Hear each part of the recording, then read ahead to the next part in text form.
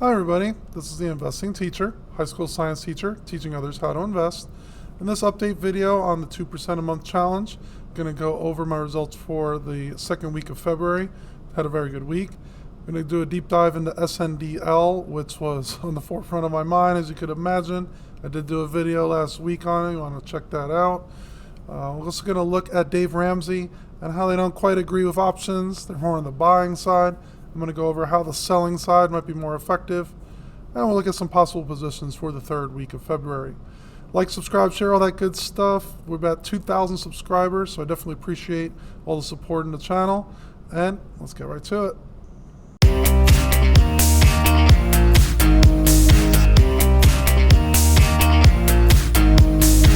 All right, everybody. So the purple are my open trades. Some of them I actually did this week.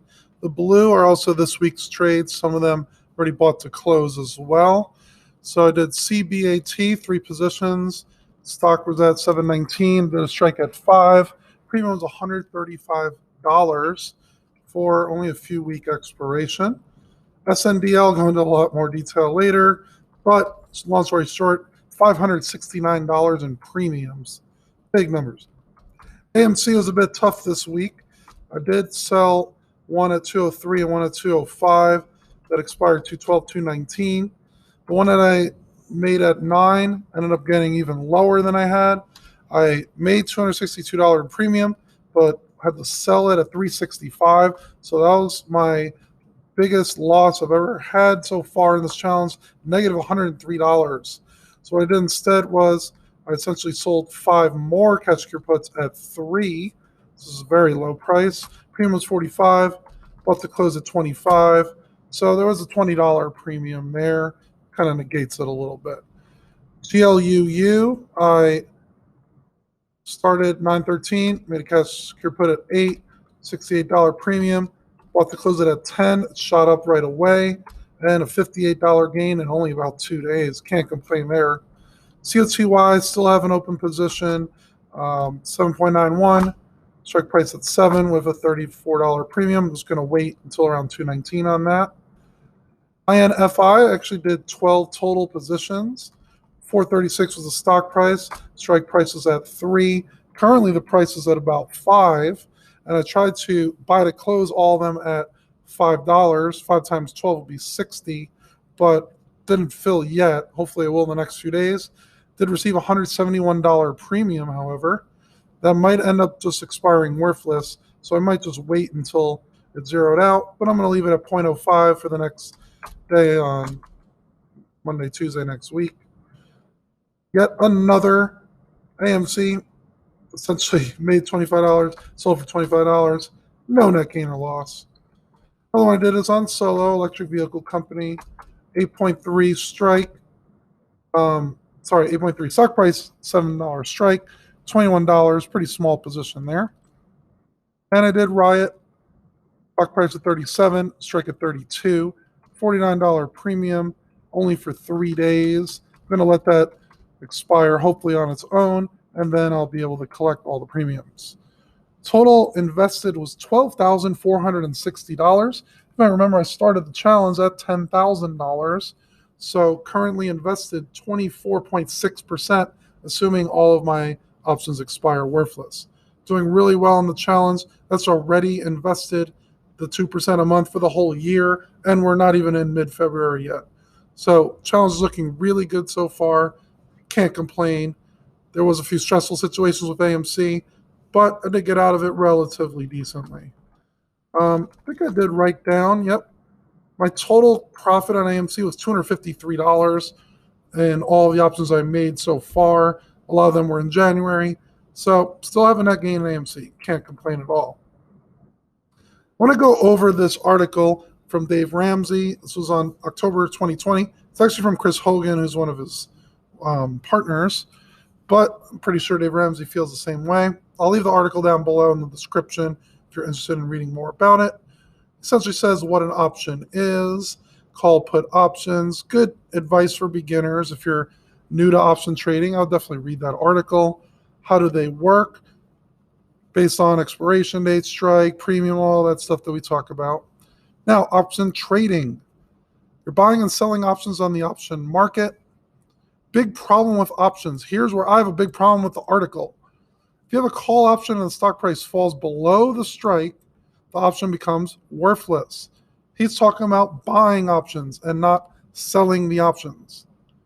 He said you can't sell the option at that point because it would be cheaper to simply buy the stock off the lower price. Exercising pointless. The option simply disappears and you threw away whatever premium you paid to, again, buy the option. And then he does an example.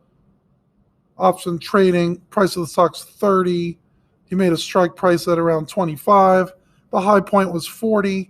He could have got out of the trade there, but he decided not to, and it went below the strike price of 15, and he lost all of his money. And there was nothing he could do about it. That's what the article says. Of course, it's not true.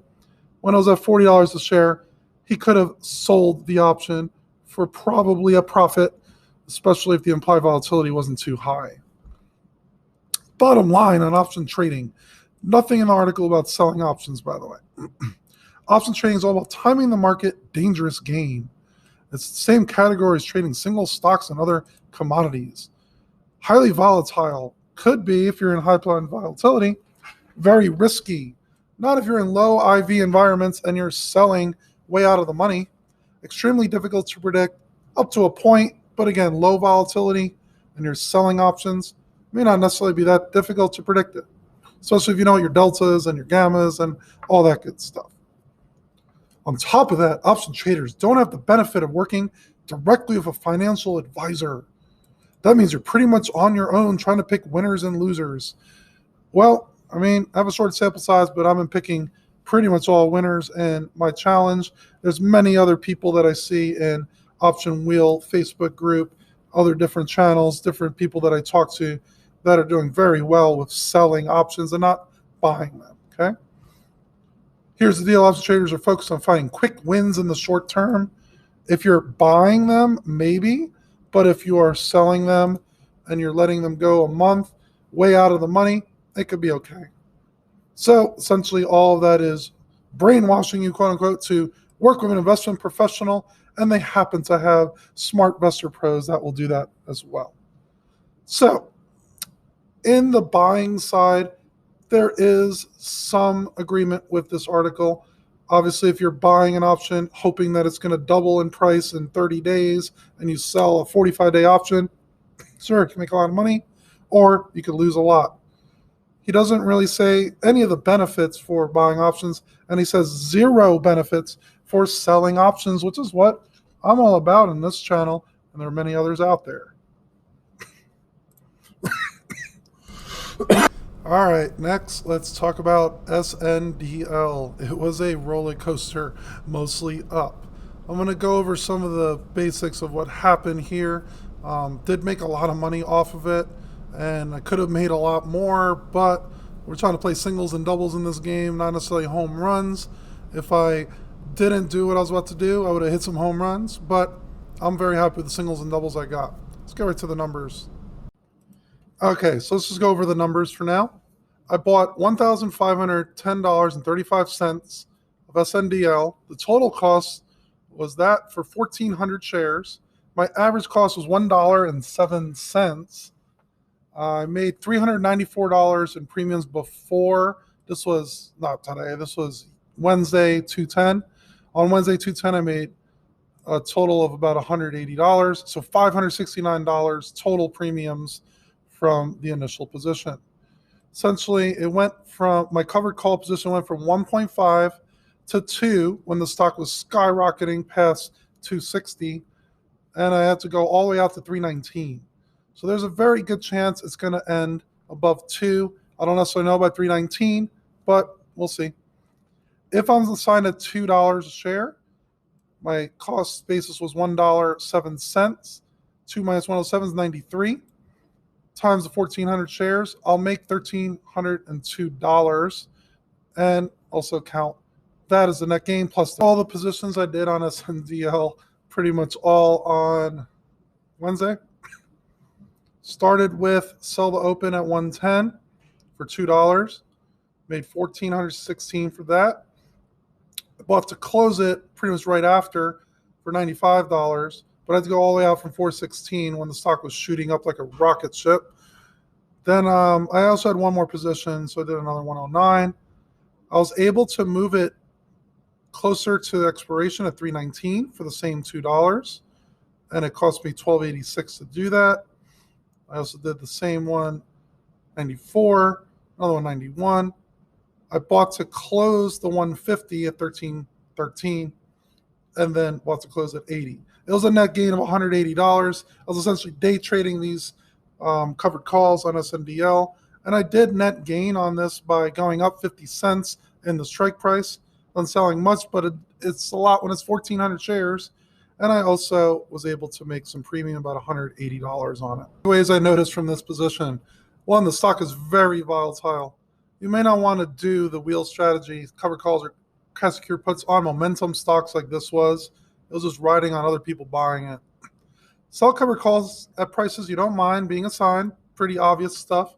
I didn't mind taking an extra 50 cents times 1,400 shares or $700 in profit. Don't get too greedy with it. I did go pretty far out into April at one point. Luckily, I was able to bring it out to March, but did take a lot of time risk there. Take advantage of high volume when possible.